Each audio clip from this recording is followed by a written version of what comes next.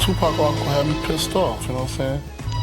Because first of all, he dissed my man, said my man turned his back on him, and I know for a fact that didn't happen, you know what I'm saying? And like the rumors that's spreading is on some tip like we set him up, you know what I'm saying? And that's crazy. Different accounts of what happened, and I'm the one with the bullet wounds. And mine is just completely spinning, you know what I'm saying? You're real confused about your situation, so it'll cause you to say things that you really don't mean. I was there for the whole thing. No one else was there for the whole thing. I don't really know the purpose of why the story was said in another way of contact. It's not important that other people know what happened to me. I just said it. Now that I said it, it's dead. You can believe me or not believe me. I did what I had to do. Only God knows the truth. There's no religion about getting shot. When I die, I want my last words to be, I did it.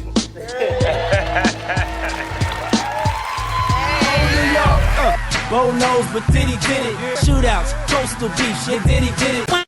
It's no longer news that Sean P. Diddy Combs has been involved in arguably the largest and most disgusting scandal of the 21st century, from allegations of SA and cover-ups from several celebrities in the entertainment industry. Diddy's case has been both shocking and amusing. One thing about this case is the more investigations intensify, the more shocking revelations follow. And if you think you've heard the worst, I promise there's a lot more to unpack. Tupac hit us with Hit 'Em Up, and that joint was cold. I had to make the call to Biggie, and I said, we not gonna respond. Somebody's gonna get hurt. News making round right now is that Diddy might have been involved in the killing of arguably two of the biggest hip-hop stars of all time, Tupac and the notorious B.I.G. And before you dismiss this huge conspiracy and wild goose chase, this new discovery was hinted by none other than Eminem himself in his new single, Fuel. See, the involvement of Diddy in this gruesome murder of Tupac and Diddy didn't just start today. There's been speculations over the years that Diddy was involved in the murder of Tupac, and since there hasn't been any substantial evidence, nothing could stick. Well, until now. Eminem's diss track Fuel has got people talking, and all those rumors are starting to add up. If you don't understand, I'll explain. Eminem's lines directly question Diddy's possible connection to the East Coast West Coast beef of the 90s. The lyrics of the diss track hint that Biggie's death was a tragic domino effect from Tupac, linking Diddy to both murders.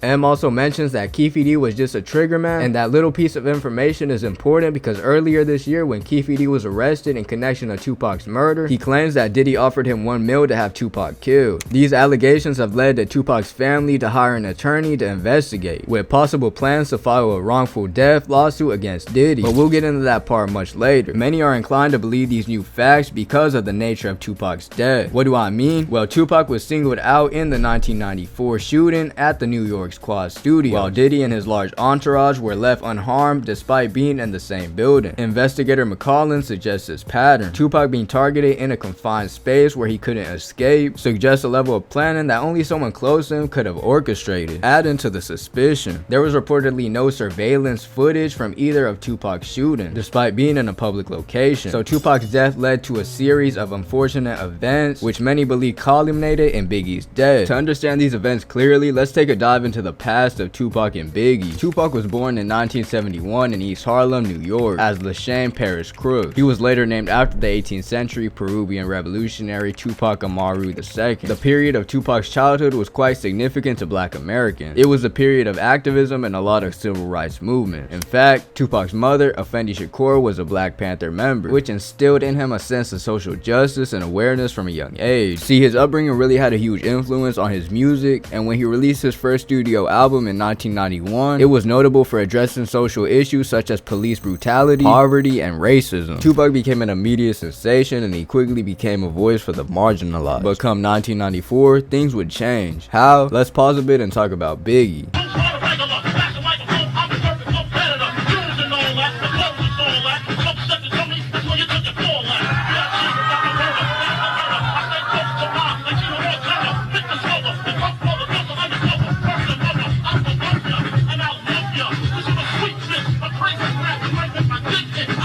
Christopher Wallace, or as you know him, the notorious B.I.G, or just Biggie, was born on May 21st, 1972 in Brooklyn. He was raised by his mother, Valletta Wallace. After his father left, he began rapping as a teenager, often performing on street corners. Biggie's life would change when he recorded a demo tape that eventually landed in the hands of none other than the man of the hour. Y'all already know who it is, Sean P. Diddy Combs. See, at the time, Diddy was an A&R at Uptown Records. Impressed by Biggie's raw storytelling and wordplay, Diddy signed him to his new label, Bad Boy Records. Biggie's debut album, Ready to Die, was released in 1994, and it was an instant success and received worldwide attention. So everybody wanna smile and raise their hands. I got a razor in case I gotta do it next, man, cause you know how niggas be. They wanna see if Pac is real or is he like that nigga in the movie.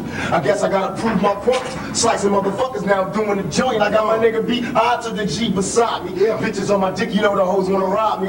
Money, hoes, and clothes. Blunt smoke coming out the nose is all a nigga knows. Flipping on foes, putting tags on toes, watching the stash grow, clocking the cash flow.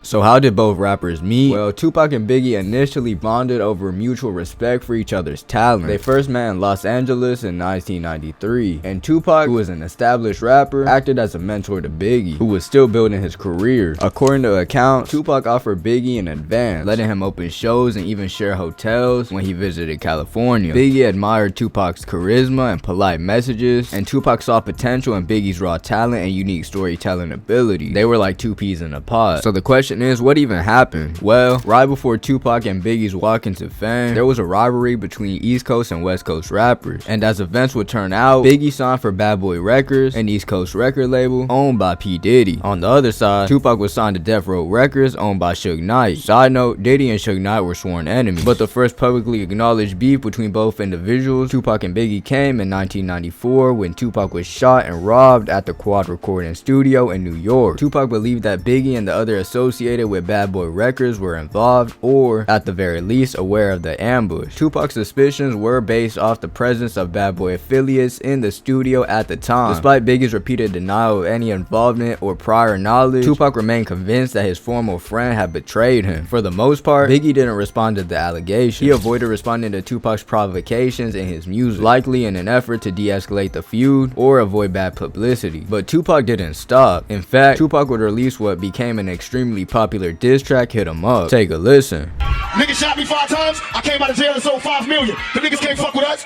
That fat fuck only sold 2 million. Yeah, half of New York rapping on this shit. I fuck this bitch and sold 5 million. That's Death Row style. You know the players is on the west side. Fuck that peace shit. I ain't even trying to make peace. Fuck them all. They don't want to play my song, but they want to play Fat Boy on goddamn track. First off, fuck your bitch in the click you play. You claim to be a player, but I fuck your life. We fuck on Bad Boy. That's fuck for life. That's what we gonna see. We fuck your rep. They fall to the market. Some more cash.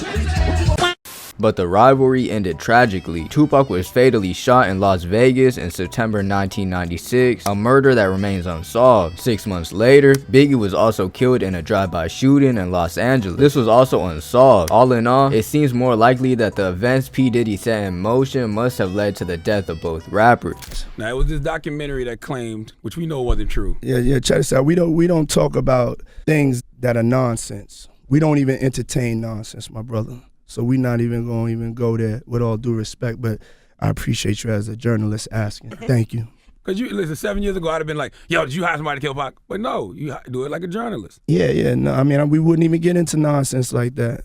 You know what I'm saying? It's nonsense. Which we never believed, by the way. Yeah, thank you. Y'all are probably wondering how. To answer that question, we'll be taking a closer look at the relationship of Diddy and another popular hip-hop artist, Sean Carter, also known as Jay-Z. I know what y'all are thinking, what does Jay-Z got to do with any of this? He got a lot to do with this. For one, Jay-Z is from the East Coast, and like we established earlier, the East Coast-West Coast rivalry contributed to the death of Tupac and Biggie, so there's that. On top of this, Diddy and Jay-Z were good friends. Although they were not under the same record label, they had a huge admiration for each other. It all started in 1990 when they were both emerging as powerful voices in hip-hop. Diddy was already making waves with Bad Boy Records, while Jay-Z, with the help of Dame Dash and B.I.G, co-founded Rockefeller Records to release his debut album, Reasonable Doubt, in 1996. Throughout the 2000s, Jay-Z and Diddy supported each other's success. Diddy often praised Jay-Z for his lyrical genius and business acumen, while Jay-Z respected Diddy's trailblazer in music production, fashion, and lifestyle branding. Wait, reverse the tape. How much money can a nigga make in one place? How much dope can you hold in one safe? How many hoes can a nigga make? But before all this, before Jay-Z became the biggest hip-hop sensation, he was loyal to his East Coast family. Their friends were his friends, and their enemies were also his enemies, which brings us straight to Jay-Z's beef with Tupac. Those guys went through a lot of drama and success. You parallel your journey with theirs. You know, like Big and Pop, like they all open doors. They laid the blueprint for me, and they're not here anymore. So I always want to make sure that, you know, through me, you know what I'm saying, through all of us, so you know that they live on. Me and them, we never met each other. You know what I mean? So which is why it was like really, it was so difficult for me. You know what I mean? I was a fan of that dude music. You know what I mean? It was just like, you know, my affiliation with Big. You know, it's just like, you know, you and your man. If I got problems with you, I know if I see your man, it ain't gonna be dapping him like it's all good.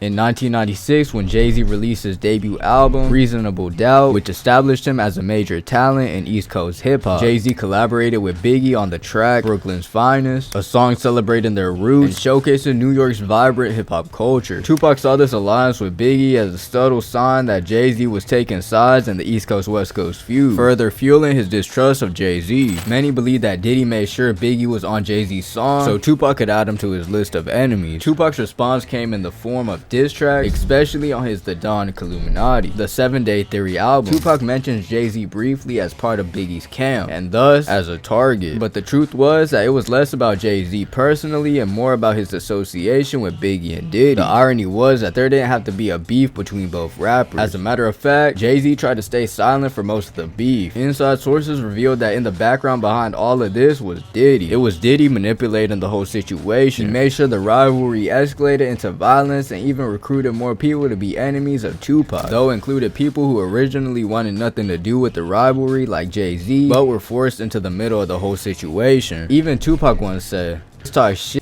but that's after I'm gone, cause they fear me in physical form," he said on a single called Troublesome 96. Many people believe this was directed at Jay-Z, who was silent throughout their beef. Inside sources believe that Jay-Z recorded a diss track that never saw the light of day because it wasn't ready until Tupac was murdered. There's been many theories as to Diddy's motives and involvement behind Tupac's death. One prominent theory was that Orlando Anderson was the gunman, but he was allegedly hired by Diddy. The theory is that Diddy offered a meal to members of the Crip gang to take down Tupac and Suge Knight as part of the East Coast West Coast rivalry. Former gang member Keefe D, Anderson's uncle, claims in an interview that he was approached by Diddy about taking care of Tupac and Suge Knight. Some conspiracy theorists claim the FBI was monitoring Diddy and the Bad Boy Records crew around the time of the murder. Supposedly, informants within the rap community alleged that Bad Boy Records had a hand in orchestrating the hit, and the FBI knew about it. However, one of the most genuine accounts that many believe was an inside source who was Diddy's bodyguard, Gene Deal. He claims he was warned about a possible hit on Tupac just before it happened. While he hasn't outright accused Diddy, he has just hinted that his former boss had prior knowledge or some involvement in the plot. Someone else who has been consistent about the accusations is Suge Knight, the previous owner of Death Row Records, who was deeply entrenched in the feud. He has pointed the finger at Diddy multiple times. He claimed that Diddy wanted Tupac dead due to Pac's outspoken criticism of Bad Boy Records and the East Coast rap scene. Maybe Tupac knew something that we didn't. With all that has been said, Tupac's family is more motivated than ever to find his killer. His family recently reinvigorated efforts to seek justice for his murder by hiring attorney Alex Bureau to investigate possible ties between Sean Diddy Combs and Tupac's death. Alex, who has worked with high-profile clients, is now leading the inquiry into whether Diddy may have had any involvement in planning Tupac's killing. The investigation gained traction after the arrest of Keefe D in September 2023, who faces a murder charge in connection with Tupac's death. And as a bonus, if you made it this far, here's another conspiracy. Snoop Dogg could have allegedly been involved, according to what Suge Knight said. Basically, he said that Snoop Dogg had a radio, and the last time he seen Tupac in person, they weren't on good terms. After Tupac was shot in Vegas, Snoop said he went to visit him, but according to Suge, he said this was cap and this never happened. Allegedly, Snoop knew what was going to happen, but didn't warn anyone. But take all this with a grain of salt, because Suge and Snoop are actually odd. They have beef because Snoop took Death Row Records from him, so for all we know, he could be capping. Diddy has been accused of other deaths in the rap game to hold his place, but that's a talk for another time.